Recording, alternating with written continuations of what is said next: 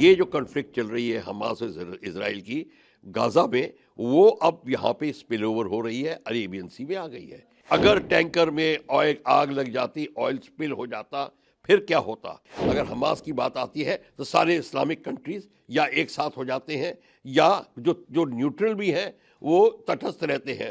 Attack जो Indonesian shipping के ऊपर होते हैं, ये अलग चैप्टर है, ये इसको बहुत सीरियसली लिया जाना चाहिए। हमारी सॉवरेनिटी का हनन हुआ है कि हमारे एरिया के अंदर आपने एक शिप को अटैक किया, चाहे किसी का भी शिप हो। कमर्शियल जहाज की घटना की जो एक बहुत चिंताजनक विषय बन जाता है, पर उससे चिंताजनक ये है कि ये जो कॉन्फ्लिक्ट चल रही है हमास और इजराइल की गाजा में, वो अब यहाँ पे स्पिल ओवर हो रही है, अरेबियन सी में आ गई है, और इनके सपोर्टर सारी दुनिया में हैं।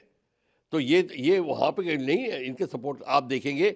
अगर हमास की बात आती है तो सारे इस्लामिक कंट्रीज या एक साथ हो जाते हैं, या जो जो न्यूट्रल भी हैं वो तटस्थ रहते हैं, वो ज़्यादा एक्शन की बात नहीं करते।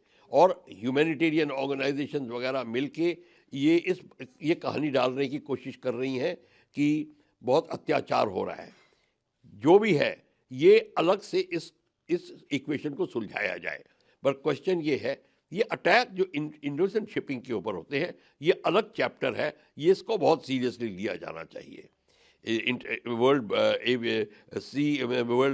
मरीन बॉडीज इनको और यूनाइटेड नेशंस को इस बात पे चिंता करनी चाहिए। इसके ऊपर यूएन क्लॉज के ये बहुत सारे रूल्स बने हुए हैं। ये सारे रूल्स को फॉलो करने के लिए हर एक कंट्री के पास में अपने एसओपीज हैं। ये हमारे ईईजेड के अंदर अटैक हुआ है, इसका मतलब हमारी सॉवरेनिटी का हनन हुआ है कि हमारे एरिया के अंदर आपने एक शिप को अटैक किया, चाहे किसी का भी शिप हो। हालांकि इसमें 20 इंडियंस थे, वो ऊपर वाले की कृपा है कि किसी को कोई हताहत नहीं हुआ, ना इंडियंस ना फॉरेनर्स जो भी हैं। शिप भी कोई इतना ज़्यादा शायद डैमेज नहीं हुआ होगा, पर ये टैंकर था। अगर टैंकर में ऑयल आग लग जाती, ऑयल स्पिल हो जाता, फिर क्या होता? मेरीन डिजास्टर हो जाता अरेबियन सी में।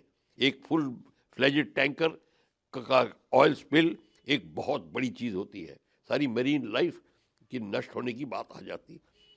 इस बात के में भी बड़ी चिंता है।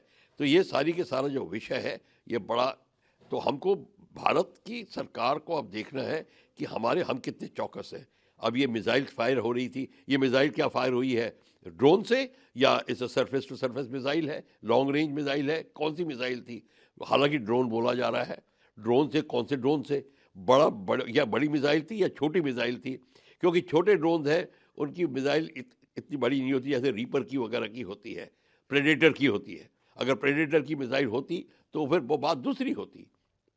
हमें पता करना पड़ेगा। और हमारे को मिसाइल इंटरसेप्शन, ड्रोन इंटरसेप्शन की टेक्नोलॉजी क्या हमारे पास है कि नहीं, मैं इसमें टिप्पणी नहीं करूंगा। पर अगर नहीं है तो होनी चाहिए, और कि कहाँ कहाँ लगानी चाहिए, किसको कमांड कर कंट्रोल उसको करना चाहिए, ये सारी की सारी चीज़ें चौकस होनी चाहिए। और हमारे कोस्ट गार्ड को और चौकस हो जाना पड़ेगा इस मामले को लेकर कि कहाँ से अटैक आया है। अब इसका फ़ायदा पाकिस्तान भी उठा सकता है, और कि यहाँ पे अटैक चल रहा है और बीच में वो अपनी ही कोई कहानी छोड़ दे। तो ये सारी की सारी इस बात को भी ध्यान में रखना पड़ेगा। ये एक बहुत ही गंभीर विषय है, इसको गंभीरता से सॉल्व करना पड़ेगा।